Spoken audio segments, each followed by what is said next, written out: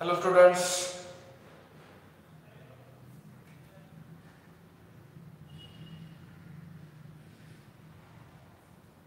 जे विद्यार्थी ऍड झालेले आहेत त्यांनी मला एक मेसेज सेंड करा हॅलो म्हणून.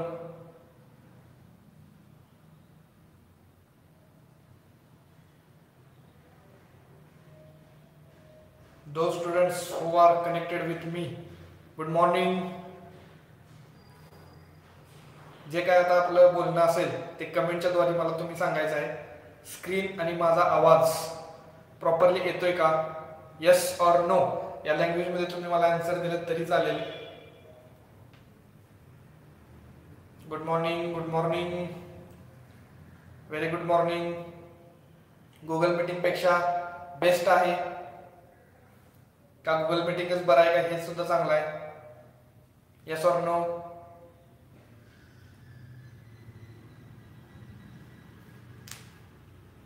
Okay, can we start our today's lecture. बघा, लास्टच्या लेक्चरमध्ये आपण लीड स्टोरेज बॅटरी बद्दल डिस्कस केलेलं आहे. लीड स्टोरेज बॅटरी मध्ये जे काही कन्स्ट्रक्शन असेल, त्याच्या ज्या काही केमिकल रिॲक्शन्स होत्या, त्या सगळ्या केमिकल रिॲक्शन्स आपण डिस्कस केलेल्या होत्या. याच्यानंतर या इलेक्ट्रोकेमिस्ट्री टॉपिक मध्ये एक लास्टचा पॉइंट शिल्लक राहिलेला आहे आणि त्या टॉपिकचं नाव आहे, ते सगळ्यांनी माझ्यासोबत इथं नाव लिहा. नाव आहे बघा, फ्युअल सेल. हेडिंग या, फ्युअल सेल. ओके, अतिशय इम्पॉर्टंट कन्सेप्ट आहे. जेव्हा इलेक्ट्रोकेमिस्ट्री हा टॉपिक आपण सुरू केला तेव्हा इंट्रोडक्शन मध्ये मी या फ्युअल सेलचं थोडंसं इंट्रोडक्शन सांगितलेलं आहे की आत्ताच्या या जगामध्ये सायंटिस्ट लोकांचा असा प्रयत्न आहे की सगळीकडे फ्युअल सेलचा वापर जास्तीत जास्त झाला पाहिजे, कारण अतिशय महत्वाचं आणि याच्यापासून आपल्याला जी काही इफिशियन्सी मिळणार आहे ती सुद्धा भरपूर जास्त प्रमाणात मिळते. सर्वात पहिल्यांदा आपण फ्युअल म्हणजे काय असतं हे बघूया. फ्युअल बघा, एनिथिंग, माझ्यासोबत इथे लिहिलं तरी चालेल. फ्युअलचा अर्थ anything which produce heat, which produce heat, anything which produce heat energy असल्या, heat energy in a combustion reaction, in a combustion reaction. म्हणजे आता कंबशन रिएक्शन म्हणजे तर काय आहे हे आपण शिकलेलो आहे. आता कंबशन रिएक्शन मध्ये काय होतं तर एनर्जी रिलीज होते in the form of heat, आणि ती हीट जी एनर्जी आहे ती लिहिली आहे बघा. मग एका पदार्थानं जर आपल्याला हीट प्रोव्हाइड केली कंबशन रिएक्शन मधून तर तुम्ही त्याला नाव द्यायचं ते फ्युअल आहे. फॉर एक्झाम्पल इथं जर सांगायचं असेल तर कार्बन आणि ऑक्सिजन जेव्हा रिॲक्ट होतात तेव्हा कार्बन डायऑक्साइड गॅस तयार होतो, हे सगळ्यांना माहित आहे. आणि ही रिॲक्शन म्हणजे कंबशनची रिॲक्शन आहे का, आहे. या रिॲक्शन मध्ये काय होणार आहे तर हा कार्बन नावाचा एक पदार्थ आहे, तो या ऑक्सिजन सोबत कंबाईन होतो आणि कार्बन डायऑक्साइड गॅस तयार करतो, प्लस याच्यासोबत इथं हीट पण रिलीज होणार आहे, बरोबर. आणि या हीट मधून आपल्याला काय मिळणार आहे, एनर्जी, आणि त्या एनर्जीला आपण नाव द्यायचं हीट एनर्जी. मग ह्या कार्बन नावाच्या पदार्थाने जर ऑक्सिजन सोबत कंबाईन झालं तर आपल्याला काय मिळते तर हीट एनर्जी मिळते. म्हणून हा कार्बन आपल्यासाठी कोण आहे, फ्युअल. ओके, आणि मराठीमध्ये आपण या फ्युअलला काय म्हणतो तर इंधन असं नाव देतो. समजा हायड्रोजनचा गॅस आहे आणि तो हायड्रोजनचा गॅस ऑक्सिजन सोबत कंबाईन झाला तर सगळ्यांना माहित आहे इथं प्रोडक्ट कुठला मिळणार आहे तर तो असणार आहे वॉटर, प्लस याच्यासोबत काय होणार आहे तर एनर्जी रिलीज होणार आहे. ही एनर्जी कोणत्या फॉर्म मध्ये रिलीज होणार आहे तर ही एनर्जी हीटच्या फॉर्म मध्ये रिलीज होणार आहे. म्हणजे हा तुमचा हायड्रोजन गॅस सुद्धा कोण असणार आहे, फ्युअल. म्हणजे anything which produce heat energy in a combustion reaction, तुम्ही त्या पदार्थाला नाव द्यायचं फ्युअल. आता फ्युअल सेल म्हटलं की तिथं गॅल्व्हॅनिक सेल आला, आणि त्या गॅल्व्हॅनिक सेल मध्ये काय काय कन्स्ट्रक्शन असते तर गॅल्व्हॅनिक सेल मध्ये एनोड असतो, कॅथोड असतो, म्हणजे इलेक्ट्रोड्स असतात. ते इलेक्ट्रोड आपण एकमेकांना वायरच्या माध्यमातून कनेक्ट करतो. हे सगळं आपण कन्स्ट्रक्शन गॅल्व्हॅनिक सेलची बघितलेली आहे. मग आता या फ्युअल सेलचं प्रिन्सिपल काय आहे ते पहिल्यांदा आपण बघूया. याचा पटकन एक स्क्रीनशॉट घ्या. ओके, स्क्रीनशॉट घेतल्यानंतर आपण काय करूया, फ्युअल सेलची डेफिनेशन लिहूया पहिल्यांदा आणि नंतर मग पुढे जाऊया. इथल्या डेफिनेशन, आता काय डेफिनेशन आहे बघा फ्युअल सेलची. The galvanic cell जनरली हा जो फ्युएल सेल आहे तो कोण असणार आहे, galvanic cell. The galvanic cell in which, की ज्याच्यामध्ये in which energy of combustion, बघा in which energy of combustion म्हणजे जी काय कंबशनची रिएक्शन असेल त्या कंबशनच्या रिएक्शन मधून जी काय एनर्जी रिलीज होणार आहे is converted into electrical energy, is converted into electrical energy. म्हणजे काय करायचं तर कंबशन रिएक्शनच्या मदतीने जी काय हीट डेव्हलप झालेली आहे त्या हीटचं कन्वर्जन कशामध्ये करायचं, इलेक्ट्रिकल एनर्जी मध्ये करायचं. मग कंबशन रिएक्शन मधून निर्माण झालेल्या हीटचं कन्वर्जन जर इलेक्ट्रिकल एनर्जी मध्ये जो सेल करतो त्या सेलला तुम्ही नाव द्यायचं फ्युएल सेल. आय होप तुम्हाला या फ्युएल सेलची डेफिनेशन समजली असेल. आणि सगळ्यात इम्पॉर्टंट गोष्ट काय आहे तर हा जो फ्युएल सेल आहे तो गॅल्व्हॅनिक सेल म्हणून ऍक्ट होतोय. आता गॅल्व्हॅनिक सेल मध्ये काय असणार आहे तर एनोड असणार आहे, कॅथोड असणार आहे, हे सगळ्यांना माहित आहे. याची कन्स्ट्रक्शन तुम्हाला माहितच आहे. पण फ्युएल सेल एक गॅल्व्हॅनिक सेल आहे की ज्याच्यामध्ये energy of combustion is converted into electrical energy, हे त्याचा प्रिन्सिपल आहे. अजून एक महत्त्वाची कोणती बाब आपल्याला ध्यानात ठेवायची आहे तर ती म्हणजे जेवढ्या काही कंबशन रिएक्शन्स आहेत, ऑल कंबशन रिएक्शन्स या नेचर मध्ये रिडॉक्स रिएक्शन्स आहेत. बघा मी काय सेंटेन्स लिहितोय, all combustion reactions are redox reactions. कशा रिएक्शन्स आहेत, रिडॉक्स. आता रिडॉक्स रिएक्शन्स आहेत म्हणजे इथं परत काय होणार आहे, व्हेरी गुड, काय होणार आहे ऑक्सिडेशन, की जे कुठे होणार आहे एनोड वर. मग आपल्याला परत एकदा इथं कुठली रिएक्शन लिहिता आली पाहिजे, oxidation half reaction at anode. Okay, परत दुसरी रिएक्शन कुठली होणार तर ती म्हणजे रिडक्शनची, आणि ती कुठे होणार आहे तर कॅथोड वर. म्हणजे परत इथं कॅथोड वरती रिडक्शनची हाफ रिएक्शन लिहूया. आणि म्हणून ऑक्सिडेशन रिडक्शन या दोघांना सायमल्टेनियसली आपण काय म्हणतो रिडॉक्स रिएक्शन. हे सगळं कुठे होणार आहे तर कंबशन रिएक्शन मध्ये. आता रिडॉक्स रिएक्शनचा फायदा काय होतो तर ऑक्सिडेशन आणि रिडक्शन मुळे इलेक्ट्रॉनचा फ्लो होणार आहे. काय होणार आहे, इलेक्ट्रॉनचा फ्लो. आणि इलेक्ट्रॉनच्या फ्लो मुळे काय होणार आहे, इलेक्ट्रिक करंट डेव्हलप होणार आहे. त्या इलेक्ट्रिक करंटला आपण म्हणायचं इलेक्ट्रिकल एनर्जी. जनरली तुमच्या नॉलेजसाठी for your kind of information, हा जो फ्युएल सेल आहे तो स्पेसक्राफ्ट जे असतात म्हणजे अपोलो मिशन, हे सगळ्यांनी तुम्ही नाव ऐकलं असतील. चंद्रावरती जेव्हा मानवानं पहिलं पाऊल ठेवलं तेव्हा ते जे स्पेसक्राफ्ट होतं अपोलो 11 मिशनच्या मध्ये जे वापरलेलं, त्या स्पेसक्राफ्ट मध्ये ह्या फ्युएल सेलचा वापर केलेला. आणि त्या फ्युएल सेल मध्ये कोणते कोणते फ्युएल्स होते हे सुद्धा आपण बघूया. मग आता हे डेफिनेशन झाल्यानंतर आपण काय करूया तर पहिल्यांदा त्याची कन्स्ट्रक्शन बघूया. कोणाची, फ्युएल सेल्स. याचा पटकन एक स्क्रीनशॉट घ्या. घेतला स्क्रीनशॉट, ओके. आता हे जरा पुसतोय मी. मग सगळ्यांनी पॉइंट कुठला लिहायचा तर कन्स्ट्रक्शनचा.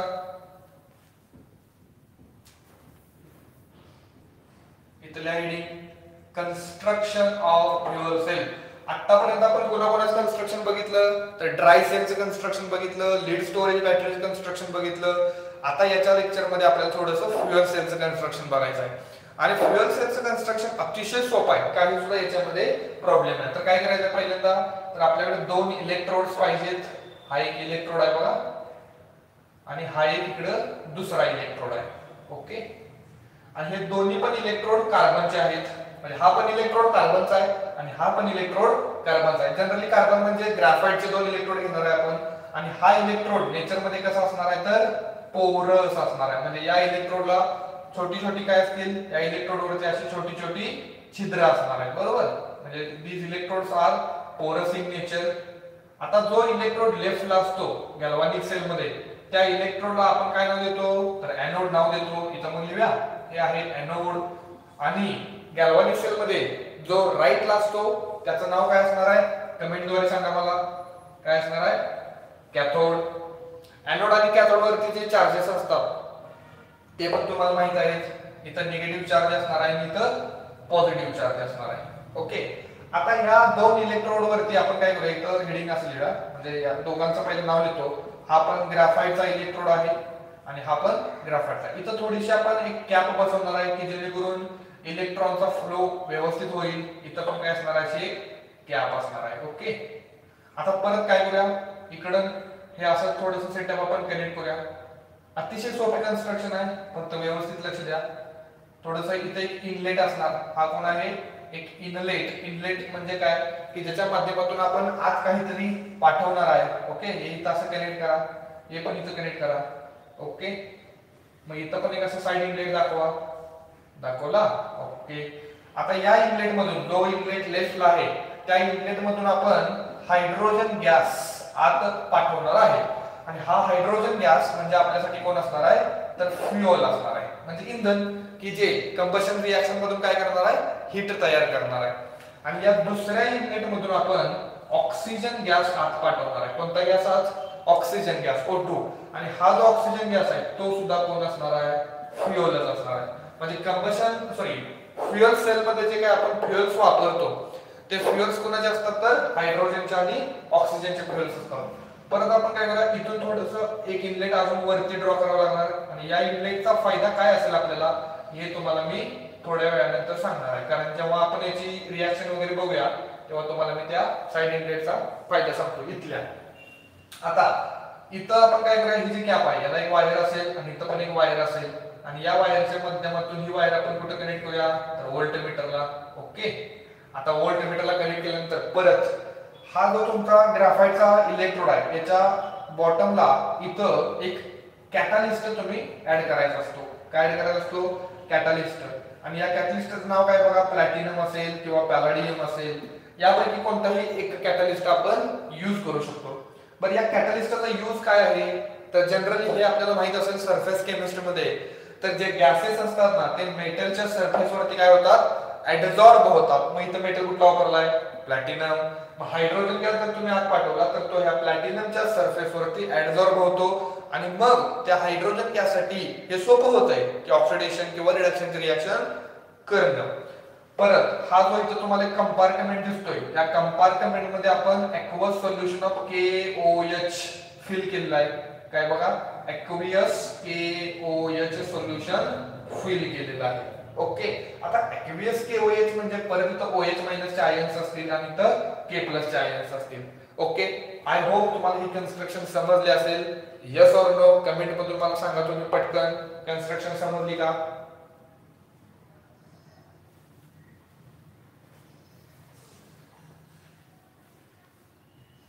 ओके, तर या कन्स्ट्रक्शन मध्ये आपण लिहायचं काय काय बघा.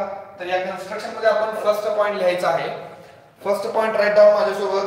द एनोड कन्सिस्ट ऑफ, लिहायचं, द एनोड कन्सिस्ट ऑफ पोरस कार्बन रॉड. ओके, हे तर मी सुरुवातीला सांगितलंय, पोरस कार्बन. कार्बन म्हणजे कुठला रॉड असणार आहे, तो ग्राफाइटचा रॉड असणार आहे.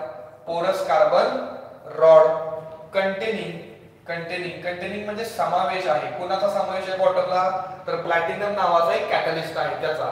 कंटेनिंग फायनली डिवाइडेड प्लॅटिनम, त्याला कंटेनिंग फायनली डिवाइडेड प्लॅटिनम. आता फायनली डिवाइडेडचा अर्थ जेव्हा आपण सरफेस केमिस्ट्री हा टॉपिक सुरू करत होतो तिथं आपण सांगितलेलं आहे, what is meant by finely divided.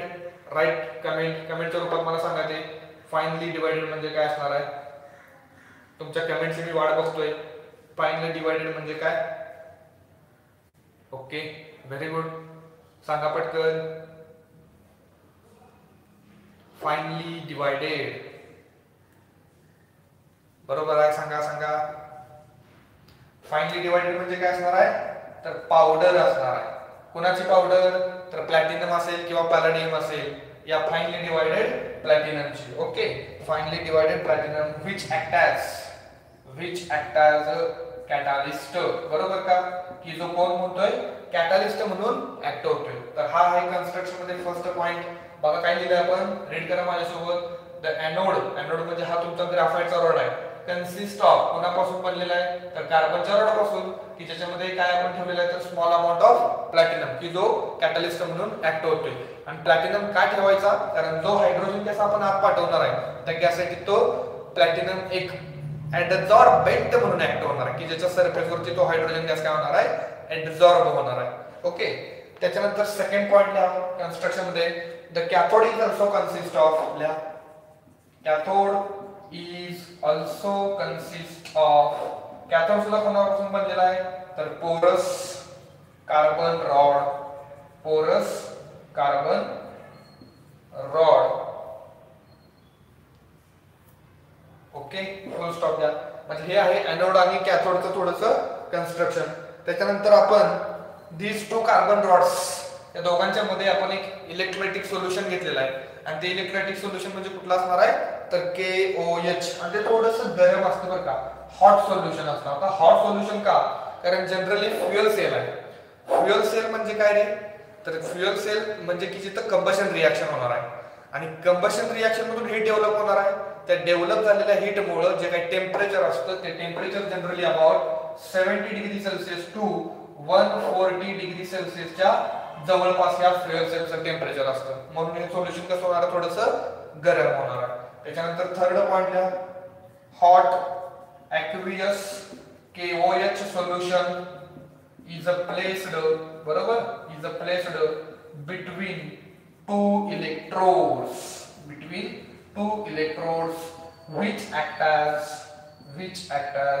electrolyte आता जनरली इलेक्ट्रोलाइट म्हणजे तो सॉल्ट ब्रिज असेल आपल्याला गॅल्व्हॅनिक सेल मध्ये माहित आहे की सॉल्ट ब्रिजचा अतिशय महत्त्वाचा रोल असतो हा जो KOH आहे ना तो KOH एक सॉल्ट ब्रिज सारखा रोल प्ले करणार आहे आणि तो KOH दोन इलेक्ट्रोडच्या मध्ये आपण काय केलाय प्लेस केलेला आहे आय होप तुम्ही हे कन्स्ट्रक्शनचे 3 पॉइंट लिहिले असतील आता ऍक्च्युअली वर्किंग म्हणजे सेलच्या रिएक्शन्स कशा होतात हे आपण समजून घेऊया याचा एक स्क्रीनशॉट घ्या पटकन स्क्रीनशॉट घेतला की मला कमेंटच्या द्वारे पाठवा जावा यस ओके स्क्रीनशॉट घेतल्यानंतर आता हेडिंग तुमचं असेल की सेल रिएक्शन्स आणि त्या आपल्यासाठी खूप महत्त्वाच्या आहेत आपण समजून घेतलं पाहिजे व्यवस्थित की सेलचे रिएक्शन्स कशा होतात तर इथल्या सेल रिएक्शन मध्ये पहिला पॉइंट काय सांगणार तर ऑक्सिडेशन हाफ रिएक्शन कुठं ऍट एनोड व्हेरी गुड आता हा तुमचा इथं एनोड म्हणून सांगितलेला आहे मी आणि इथून आपण कोणता गॅस आत पास करणार आहे तर hydrogen gas is passed through this inlet आता when this hydrogen gas is passed through this container तिथं जी रिएक्शन होते ती ऑक्सिडेशनची रिएक्शन होणार आहे आणि ती ऑक्सिडेशनची रिएक्शन कशी होते हे समजून घेणं आपल्यासाठी गरजेचं आहे हायड्रोजनचा एक सिंगल आयटमचं स्ट्रक्चर तुम्हाला माहित आहे कॉन्फिगरेशन 1s1 असतं म्हणजे त्याचं स्ट्रक्चर असं असतं की सेंटरला जो न्यूक्लियस आहे त्या न्यूक्लियस मध्ये एक प्रोटॉन असतो ओके न्यूट्रॉन नसतो आणि एक इलेक्ट्रॉन असतो इथं न्यूट्रॉन लिहू का neutron is equal to 0 neutron अजिबात नसतो मग हा जो एक इलेक्ट्रॉन आहे तो इलेक्ट्रॉन जर लॉस झाला काय झाला लॉस तर या हायड्रोजनच्या सिंगल आयटमने काय शिल्लक राहिला तर फक्त आणि फक्त एक प्रोटॉन म्हणून प्रोटॉन वरती चार्ज असतो पॉझिटिव्ह म्हणून आपण इथे काय लिहायचं H+ आता तुम्ही आज काय कुठला गॅस पाठवलाय हायड्रोजन गॅस मी आज लिहू का H गॅस हा हायड्रोजनचा एक सिंगल एटम आहे आणि एका सिंगल एटम मधून जर एक इलेक्ट्रॉनचा लॉस झाला तर इथे लिहितो मी एक इलेक्ट्रॉन प्लस या हायड्रोजन वरती चार्ज कुठला आला H+ असा चार्ज येणार आहे बरोबर का ओके व्हेरी गुड आता इथं हायड्रोजन आपण H2 असं दाखवणार आहे ना कारण हायड्रोजन हा एक डायटॉमिक मॉलिक्यूल आहे की ज्याच्यामुळे हे 2H+ aqueous लिहा आणि हे 2 इलेक्ट्रॉन लिहा मग हे जे 2 इलेक्ट्रॉन दिसतात ते 2 इलेक्ट्रॉन तुम्हाला इथे दाखवतो मी म्हणजे हायड्रोजन गॅस आत आला या पोरस मेम्ब्रेन मधून तो या इलेक्ट्रोड वर गेला अतिशय महत्त्वाचं सेंटेन्स सांगितलं बघा हायड्रोजन गॅस आत आला हे जे पोरस मेंबर्स आहेत मेम्ब्रेन या पोरस मेम्ब्रेन मधून तो हायड्रोजन गॅस या इलेक्ट्रोड वरती गेला ऍडझॉर्ब झाला तिथं तो इलेक्ट्रॉन लूज करतो किती इलेक्ट्रॉन त्याने रिलीज केलेले आहेत तर सध्या तरी मला इथं 2 दिसते परंतु मी जर इथं 2H2 लिहिलं म्हणजे हायड्रोजनचे टोटल ऍटम किती आहेत बघा बरं तर 4 ऍटम म्हणजे इथं किती लिहिणार मी 4H+ aqueous आणि इथं इलेक्ट्रॉन पण किती असतील मग 4 इलेक्ट्रॉन असतील का यस ऑर नो कमेंटच्या रूपात सांगा मला म्हणजे इथं मी 4 इलेक्ट्रॉन दाखवू शकतो बरोबर का ओके आता हे जे 4H+ आहेत हे 4H+ आयन या सोल्युशन मध्ये येतात 1 2 3 आणि 4 बघा बरं किती H+ आले सोल्युशन मध्ये 4H+ आले कारण आपण हायड्रोजनचे 2 मॉलिक्यूल घेतले आणि त्याच्यामध्ये 4H+ दिसतात ते 4H+ ह्या हॉट KOH च्या सोल्युशन मध्ये येतात आणि मग तुम्ही असली ना 4H प्लस एक्वस. आता केओएच सोल्युशन हॉट पण आहे आणि तो इलेक्ट्रोलाइट पण आहे, याचा अर्थ तो डिसोसिएट होऊन झालेला असतो. आता इथं जे OH मायनस आयन्स आहे ते किती दाखवायला पाहिजे मग, तर 4 OH मायनस आयन्स दाखवा आणि ते एक्वियस असतील. ओके, इट गिव्स काय बघा 4H प्लस आणि 4 OH मायनस म्हणजे काय 4 टाइम्स ऑफ H2O आणि हे लिक्विड.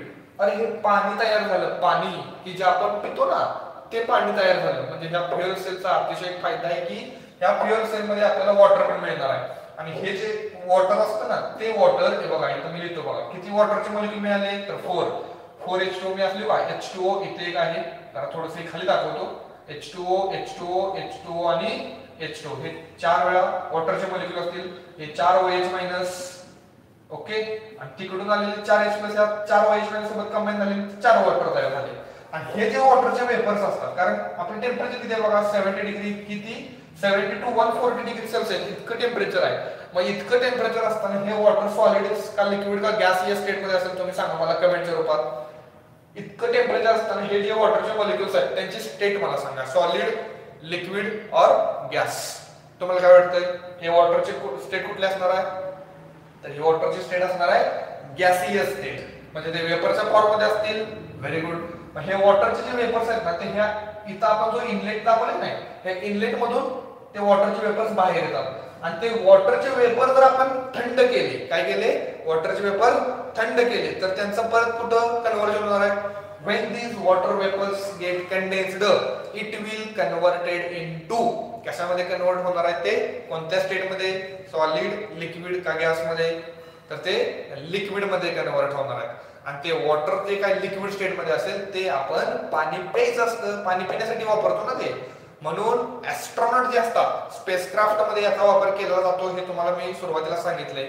म्हणजे ऍस्ट्रॉनॉट्स असतात की नाही, त्या ऍस्ट्रॉनॉटला पाणी कुठून मिळतं प्यायला, तर ते इथून मिळतं पाणी. आता समजलं असेल का, कारण आपण काय इथून काय कंटेनर किंवा पाण्याचे जार वगैरे घेऊन जातो का स्पेसक्राफ्ट मध्ये, तर नाही. तर ह्या फ्युएल सेलच्या माध्यमातून हे जे वॉटरचे वेपर्स मिळतात ना ते वॉटरचे वेपर्स ऍस्ट्रॉनॉट स्वतःसाठी पाण्याचा वापर करून घेतात. तर हे आहे तुमची ऑक्सिडेशन रिएक्शन. दोन रिएक्शन दिले, दोघांची ऍडिशन केली तर तुम्हाला काय मिळणार आहे ओव्हरऑल ऑक्सिडेशन रिएक्शन. कशी बघा हे 4H प्लस कॅन्सल, मग काय मिळणार, काय राहिलं 2 times of hydrogen gas plus 4 OH minus aqueous, it gives काय तर 4 times of H2O liquid plus plus काय 4 इलेक्ट्रॉन्स, बरोबर का, प्लस 4 इलेक्ट्रॉन्स. अशी ही तुमची काय असणार आहे ओव्हरऑल ऑक्सिडेशन रिएक्शन असेल का. ओके, आता सेकंड पॉइंट मध्ये काय लिहिणार आपण, तर रिडक्शन हाफ रिएक्शन कुठं ऍट कॅथोड.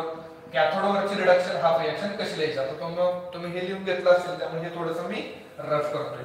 आता ऑक्सिजन गॅस जो तुम्ही आत पास करणार आहात तो ऑक्सिजन गॅस कुठून यायला लागलाय बघा, तर तो कॅथोडवरून यायला लागलाय.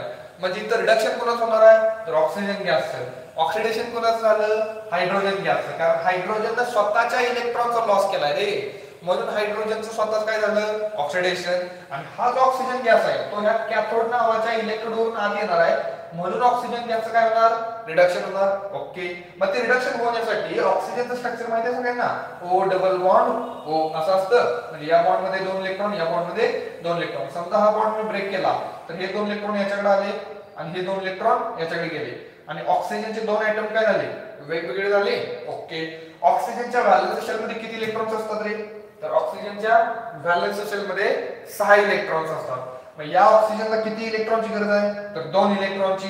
म्हणजे या सिंगल ऑक्सिजनच्या आयटमने जर 2 इलेक्ट्रॉन एक्सेप्ट केले तर याचा ऑक्टेट पूर्ण होणार आहे. आणि या पण ऑक्सिजनने जर 2 इलेक्ट्रॉन एक्सेप्ट केले तर याचा सुद्धा ऑक्टेट पूर्ण होणार आहे. Yes or no, yes. मग आता माझा क्वेश्चन काय बघा व्यवस्थित आहे का, या 2 ऑक्सिजनला जर त्यांचं ऑक्टेट पूर्ण करायचं असेल तर किती इलेक्ट्रॉनची गरज आहे, how many electrons are needed to complete the octet of these 2 oxygen atoms, how many electrons are needed, किती इलेक्ट्रॉनची गरज आहे सांगा कमेंटच्या रूपात मला. बरोबर आहे किती, तर 4 इलेक्ट्रॉनची गरज आहे. या ऑक्सिजनला 2 आणि या ऑक्सिजनला 2, बरोबर. मग ते 4 इलेक्ट्रॉन आपल्याकडे आहेत का, आहेत की, कुठे आहेत बघा, बघा इथे 4 इलेक्ट्रॉन आहेत का, बघा बरं हे 4. मग हे 4 इलेक्ट्रॉन कुठे मिळाले, तर ऑक्सिडेशनच्या रिएक्शन मध्ये जे 4 इलेक्ट्रॉन बाहेर पडले नाहीत ते. मग ते कसं होतंय बघा, O डबल बॉन्ड O दाखवताना सुरुवातीला मी बघा दाखवतोय O double bond O plus 4 electrons it gives काय होते बघा, यातले 2 इलेक्ट्रॉन पहिल्याला द्या आणि यातले 2 इलेक्ट्रॉन दुसऱ्याला द्या, म्हणजे O रेज टू -2 तयार झालं का, O रेज टू -2 असे किती तयार झाले तर 2 तयार झाले. Okay, very good. आता ऑक्सिजन गॅस ह्या पोरस मेम्ब्रेनच्या माध्यमातून कुठे आला तर तो ह्या कॅथोड नावाच्या इलेक्ट्रोड वरती आला आणि आल्यानंतर हे जे 4 इलेक्ट्रॉन्स आहेत ना, हे 4 इलेक्ट्रॉन्स काय झाले असतील तर ह्या वायरच्या माध्यमातून हे 4 इलेक्ट्रॉन इकडे आले बघा 1 2 3 आणि 4.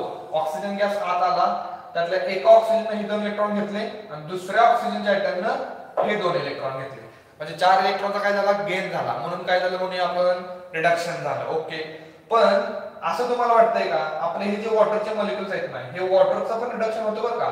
आपण जेव्हा इलेक्ट्रोलायसिस ऑफ ॲक्व्हियस NaCl बघत होतो तेव्हा तिथं ह्या वॉटरचं पण काय झालेलं रिडक्शन झालेलं. मग वॉटर कसं असणार आहे तर वॉटर काय होतं, आपल्याकडे टोटल वॉटरचे किती मॉलिक्युल्स आहेत तर 4 बरोबर, हे 4H2O चे मॉलिक्युल्स आहेत, त्यातले हे 2 वॉटरचे मॉलिक्युल इकडे येतात म्हणजे कुठं ह्या इलेक्ट्रोडकडे, कुठल्या तर कॅथोड नावाच्या.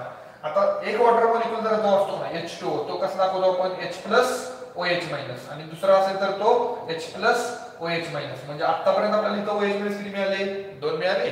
आता हे 2 H+ आहेत बघा, आता इथे कसं चित्र आहे बघा O⁻² आणि O⁻², असे 2 मला आणायला मिळाले. ह्या O⁻² ला जर तुम्ही H+ दिला आणि याला पण तुम्ही H+ दिला, कारण इकडे H+ किती आहेत 2 H+ आहेत का, यातला पहिला H+ याला द्या, दुसरा H+ याला द्या, या दोघांचं कॉम्बिनेशन झालं, या दोघांचं पण कॉम्बिनेशन झालं तर काय मिळणार OH- आणि याचं पण OH-, म्हणजे हे 2 OH- आणि हे 2 OH-, म्हणजे टोटल OH- किती झाले तर 4 OH- आयन्स आपल्याला मिळाले का, मिळाले की. मग त्याचे रिएक्शन लिहिताना फक्त आपण 4 इलेक्ट्रॉन लिहिणार काही नाही, तर तिथं आपण 2 H2O पण लिहिलं पाहिजे ना, म्हणजे हे 2 वॉटरचे मॉलिक्युल काय करतात 2 H+ प्रोव्हाइड करतात. ओके, हे 2 H+ ह्या 2 ऑक्सिजन की ज्याच्यावरती -2 चार्ज आहे त्यांच्यासोबत कंबाईन होतात आणि 2 OH- तयार करतात. ओके, मग 2 वॉटरच्या मॉलिक्युल मध्ये अजून शिल्लक काय राहिले 2 OH-, ते 2 OH- आणि हे 2 OH- म्हणजे काय तर 4 OH-. मग आता रिएक्शन व्यवस्थित जर लिहायची असेल तर ती कशी लिहिणार बघा, मी हे थोडंसं रफ करतोय बघा. ऑक्सिजन गॅस तुम्ही आत पास केला, तो 4 इलेक्ट्रॉन एक्सेप्ट करणार प्लस 2 H2O लिक्विड पण आहे, इट गिव्स काय असेल तर इट गिव्स 4 OH- aqueous. झालं, so simple. So this is the reduction reaction, बरोबर का, की जी कुठं असणार आहे तर कॅथोड वरती असणार आहे. आय होप तुम्हाला ऑक्सिडेशनची रिएक्शन समजली असेल, रिडक्शनची रिएक्शन समजली असेल. समजली नाही समजली या ऑर्डर मध्ये मला आन्सर द्या. आता 2 रिएक्शन झाल्या, 3 नंबरची रिएक्शन कुठली असणार तर ओव्हरऑल सेल रिएक्शन. ओके, मग इथं 3 नंबरला लिहिणार मी overall cell reaction. Overall cell reaction कशी असणार तर पहिल्यांदा ओव्हरऑल ऑक्सिडेशन रिएक्शन लिहूया. ओव्हरऑल ऑक्सिडेशन कशी आहे बघा, इथे लिहिलंय बघा मी 2H2 gas plus 4 OH- aqueous, it gives काय 4 टाइम्स ऑफ H2O की जे लिक्विड आहे plus 4 times of electrons. Okay, आता रिडक्शनची रिएक्शन कशी आहे बघा O2 gas plus 4 electrons plus 2 times of H2O liquid, it gives काय असणार इथं 4 OH- aqueous. आणि ह्या दोघांची ऍडिशन केली की तुम्हाला काय मिळणार आहे ओव्हरऑल सेल रिएक्शन. काय काय कॅन्सल होते बघा 4 इलेक्ट्रॉन कॅन्सल. आता इथं 2 टाइम्स ऑफ वॉटर आहे आणि तिकडे 4 टाइम्स ऑफ वॉटर आहे, म्हणजे 2 वॉटर कॅन्सल झाले आणि इथले 4 मधले 2 गेले, म्हणजे किती 2 राहिले का. ओके, 2 राहिले, परत हे 4 OH- कॅन्सल झाले. आता जे काय राहिले ते सगळं लिहा. पहिल्यांदा लेफ्टला काय राहिले बघा 2 times of hydrogen gas plus इथं ऑक्सिजन गॅस रिमेनिंग आहे. आता इथलं सगळं कॅन्सल झालंय, इट गिव्स इकडे 2 टाइम्स ऑफ वॉटरचे मॉलिक्युल शिल्लक राहिले प्लस काय नाही, ही तुमची फायनल रिएक्शन आहे. अरे आपण तेच मागाशी सांगितले ना, हे आपल्यासाठी अतिशय महत्त्वाचा प्रोडक्ट आहे, हे म्हणजे वॉटर की जे आपण पाणी पितो, बरोबर. म्हणजे ॲस्ट्रॉनॉट काय करतात स्पेसक्राफ्ट मध्ये जे फ्युएल सेल्स असतात त्या फ्युएल सेलच्या माध्यमातून जो काय इथं वॉटर मिळणार नाही, त्या वॉटरचं कन्व्हर्जन ते स्वतःसाठी करतात पाणी पिण्यासाठी, बरोबर आहे नाही. म्हणजे हा त्या फ्युएल सेलचा आपल्यासाठी होणारा काय आहे फायदा आहे. आता मला सांगा हा जो सिंगल इलेक्ट्रोड आहे म्हणजे कुठला कार्बनचा, म्हणजे की जो एनोड म्हणून ऍक्ट होतोय, आणि हा जो सिंगल इलेक्ट्रोड आहे कोणाचा कार्बनचा की जो कॅथोड म्हणून ऍक्ट होतोय, त्या दोन्ही सिंगल इलेक्ट्रोडचं पोटेन्शियल आपण फाइंड आउट करू शकतोय का? तर तसं बघायला गेलं तर it is not possible to calculate single electrode potential, but by using reference electrode it can be possible.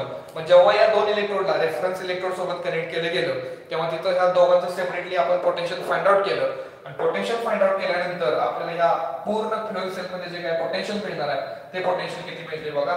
तर बघा आपलं पोटेन्शियल कसं असणार, E naught cell is equal to काय, E naught cathode minus E naught anode.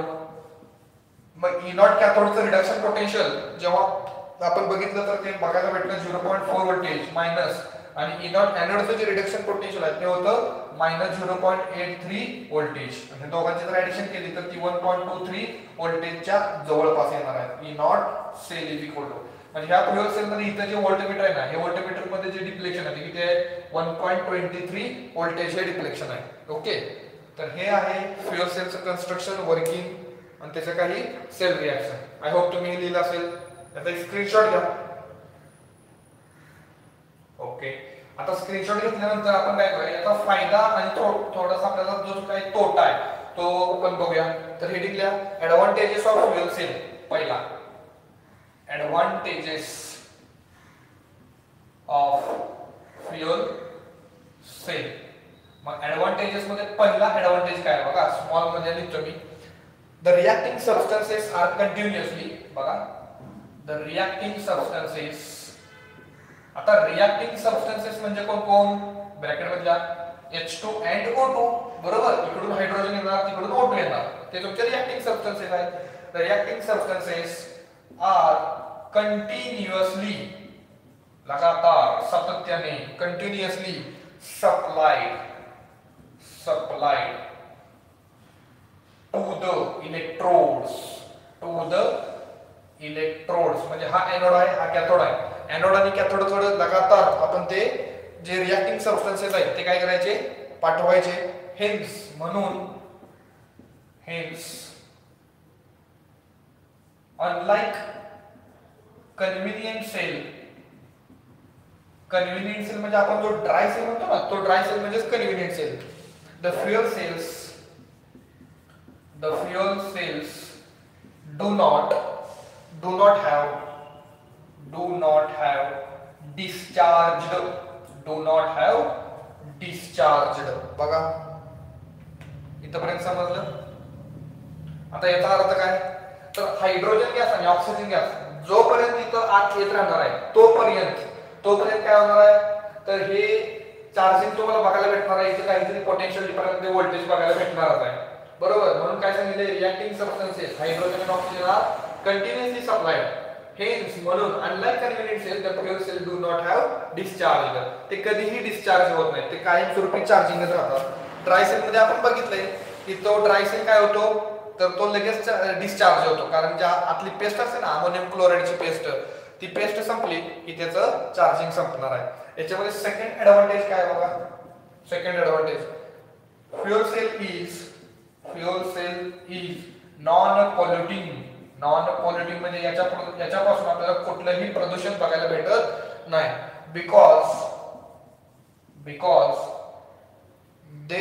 Because only reaction product काय असणार आहे सांगा, इज वॉटर.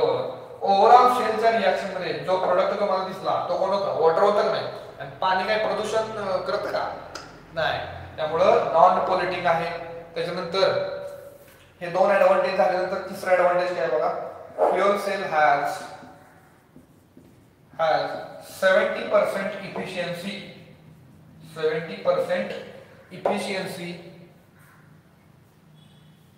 which is 70% एवढंच लिहा, बाकी पुढे काय नाही तर चालतंय. म्हणजे हा 70% इफिशियन्सी म्हणजे काय, ह्या फ्युएल सेलच्या माध्यमातून काय होणार आहे, तर हीट एनर्जी डेव्हलप होणार आहे. त्या हीट एनर्जीच्या रूपातून आपण इलेक्ट्रिसिटी जनरेट करणार आहे.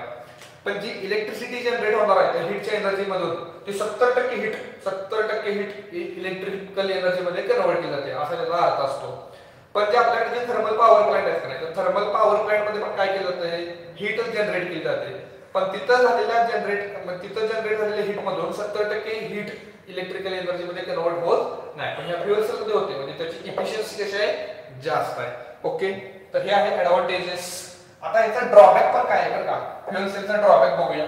आय होप तुम्ही हे लिहिलं असतील, नसेल तर व्हिडिओ पाठीमागे घ्या आणि मग लिहा ड्रॉबॅक्स. आता ड्रॉबॅक्स मध्ये पहिला ड्रॉबॅक काय बघा, लिहा इन प्रॅक्टिस म्हणजे ऍक्च्युअली खरी पाहता voltage is less than 1.23 voltage. बघा हे जे व्होल्टेज आपण कॅल्क्युलेट केलं नाही मगाशी, कसं कॅल्क्युलेट केलं, E naught cathode minus E naught anode. हे व्होल्टेज आपण तिथं थेअरेटिकल व्होल्टेज कॅल्क्युलेट केलं, म्हणजे त्याच्या ज्या काही व्हॅल्यू तुम्ही पुट केल्या त्या सगळ्या थेअरेटिकल व्हॅल्यू होत्या. पण हे जे व्होल्टेज आहे थेअरेटिकल असल्यामुळं इथं जे काय आपल्याला व्होल्टेज बघायला भेटतं ते ऑब्झर्व्ड व्होल्टेज असतं. पण हे थेअरेटिकल व्होल्टेज आणि हे ऑब्झर्व्ड व्होल्टेज हे दोन्ही कधीच इक्वल नसतं, बल्कि हे जे ऑब्झर्व्ड व्होल्टेज आहे ते कायमस्वरूपी कसं असणार आहे, कमी असणार आहे. हे थोडासा ड्रॉबॅक आहे. सेकंड मध्ये लिहा hydrogen gas is hazardous and cost of preparing H2 gas is high. Hydrogen gas hazardous आहे, म्हणजे त्याच्यापासून आपल्याला धोका आहे का, तर आहे. परंतु तो जो हायड्रोजन गॅस आहे तो प्रिपेअर करणं हे आपल्याला खूप महागात पडणार आहे, कारण जरा कॉस्ट जास्त आहे. आता हायड्रोजन गॅस फ्युएल आहे, तो स्वतः कंबशन करतो, म्हणजे स्वतः जळतो तो, आणि ऑक्सिजन काय करतो, जळण्यासाठी सपोर्ट करतो. परंतु हा हायड्रोजन स्वतः जळत असल्यामुळं नेचरमध्ये हजार्डस आहे आणि तो बनवणं पण आपल्यासाठी थोडंसं महाग आहे. हे आहे त्याचे दोन ड्रॉबॅक्स. आता ऍडव्हान्टेजेस झाले, ड्रॉबॅक झाले. याच्यानंतर आपण काय करूया, त्याचं ऍप्लिकेशन बघूया. ऍप्लिकेशन बघा, म्हणजे याचा उपयोग कुठं आहे, फायदा आणि उपयोग फरक आहे का. आता ऍप्लिकेशन मध्ये पहिलं ऍप्लिकेशन बघा, fuel cell have been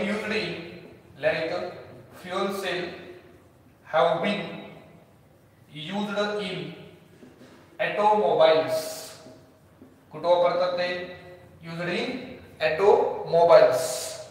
okay, आता जनरली मी तुम्हाला सांगितलेलं आहे की सायंटिस्ट लोकांचा जास्तीत जास्त प्रयत्न काय आहे की मार्केटमध्ये हे फ्युएल सेल जास्तीत जास्त यायला पाहिजे, आणि म्हणूनच त्यांनी तशी बघायला गेलं तर प्रॅक्टिस पण सुरू केलेली आहे. ऑटोमोबाईल्स मध्ये काही गाड्यांना हे फ्युएल सेल कनेक्ट केले जातात, त्याच्यामधून इलेक्ट्रिकल एनर्जी डेव्हलप होते का, हे सगळं चेकिंग त्यांचं सुरू आहे. भविष्यामध्ये जेव्हा आम्ही मोठे होऊ तेव्हा नक्कीच हे फ्युएल सेल आपल्याला मार्केटमध्ये बघायला भेटतील. सेकंड बघा, fuel cell used for providing electrical power, म्हणजे इलेक्ट्रिक करंट रे, electrical power in the spacecraft. आपल्या इन द स्पेसक्राफ्ट तुम्हाला हे ऐकून माहित असेल की स्पेसक्राफ्ट मध्ये पण लाईट असते बरं का. जनरली आपल्या घरामध्ये आता उन्हाळी दिवस सुरू आहेत, पंखा लावतो आपण, टीव्ही बघतो, लाईट सुरू असते की नाही, असते. तसं या स्पेसक्राफ्ट मध्ये पण जी लाईट वापरली जाते तिथं असं झालंय का, लाईट गेल्या म्हणून वायरमॅनला फोन लावला, लाईट का गेल्या, असं कधीच होत नाही. कारण या स्पेसक्राफ्ट मध्ये जी काय इलेक्ट्रिकल पॉवर भेटते ती कुठून भेटते, तर फ्युएल सेल मधून. ते फ्युएल सेल लगातार वर्किंग मध्ये सुरू असणारच आहे. याच्यानंतर ड्रिंकिंग पर्पज, म्हणजे जे वॉटर जे ड्रिंकिंग पर्पज साठी आपण जे पाणी वापरतो या फ्युएल सेल मधून जे वॉटर मिळणार आहे ते सुद्धा आपल्याला हे फायदाच आहे. त्याच्यानंतर in spacecraft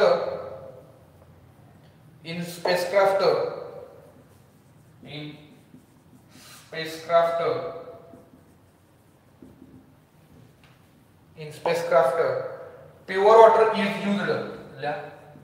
water is used for drinking purpose which is obtained, की जे कसं मिळवलं जाते, which is obtained बघा, which is obtained when water vapors get condensed. बरोबर का, म्हणजे इथं जे वॉटरचे वेपर्स तयार झाले त्यांना जर आपण कंडेन्स केलं तर त्यांच्यापासून आपल्याला काय मिळणार आहे, प्युअर वॉटर मिळणार आहे. ओके, आणि ते कशासाठी वापरायचं, ड्रिंकिंग पर्पज साठी. कुठं, स्पेसक्राफ्ट मध्ये. आय होप तुम्हाला हे 3 नंबर ऍप्लिकेशन समजलं असेल. तर याच्यानंतर फोर्थ एक ऍप्लिकेशन आहे, छोटंसं आहे बघा, फ्युएल सेल इन फ्युचर असल्या. इन फ्युचर मी तुम्हाला सुरुवातीपासून सांगत आलेलोच आहे. In future fuel cells are also likely used to are also likely used to for power generator असल्या इथं दिसते का बघा इथं, नाहीतर मी सांगतो दुसऱ्या. likely used for power generator for hospitals, hotels and homes. Okay.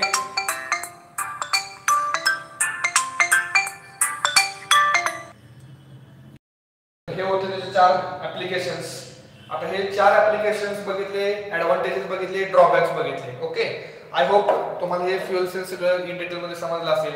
आणि या फ्युएल सेलच्या सोबतच आपण इलेक्ट्रोकेमिस्ट्री हा टॉपिक सुद्धा फिनिश केलेला आहे. नेक्स्ट लेक्चरला आपण नवीन टॉपिक सुरू करूया. Okay, thank you.